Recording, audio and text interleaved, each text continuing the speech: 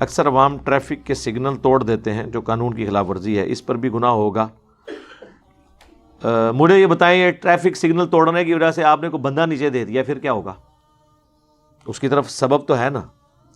120 کی سپیڈ کے لیے ایک روڈ ڈیزائن ہوئی ہے، آپ اس پہ 160 پہ چلا رہے ہیں اور آپ کا ٹائر برسٹ کر جاتا ہے اور مر جاتے ہیں آپ، اور کسی دوسرے 3-4 گاڑیوں کو بھی مخالف سم سے جو گاڑیاں آ رہی ہوتی ہیں ان کے ساتھ جا کے ٹکرا جاتے ہیں، تو الٹیمیٹلی تو اس طرف یہ جائے گی نا۔ دیکھیں یہ جو میں کہتا ہوں کہ انسان کے جو بنائے ہوئے قوانین ہیں نا،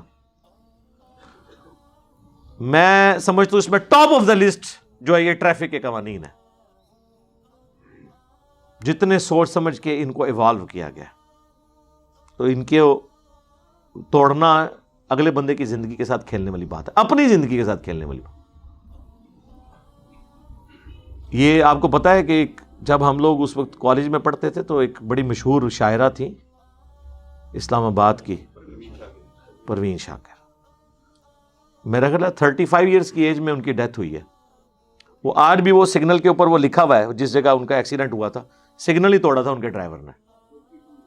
42 تھی، دیکھو نا پرانے لوگ تھے، پھر جان دیں نا، ٹھیک ہے، بل میرے سے کام تھی، میری 45 ہونے والی ہے، یعنی ینگ ایج میں ہی ہو گئی ہیں۔ تو نقصانات تو ہوتے ہیں نا ان چیزوں کے۔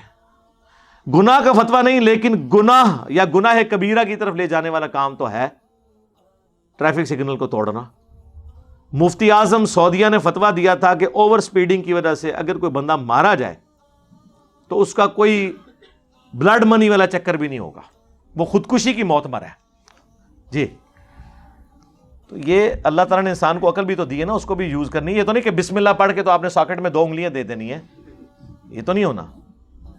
یہ کہانیاں آپ کو ہی کرائی گئی ہیں، جی حضرت خالد بن ولید نے زہر پی لیا، خدا دا نا جی، اللہ کے نبی کی موجودگی میں، صحیح بخاری میں آتا ہے یہودیہ نے جب دعوت کی اس میں زہر ملا دیا تو 7 کے قریب صحابہ جو ہیں وہ شہید ہو گئے۔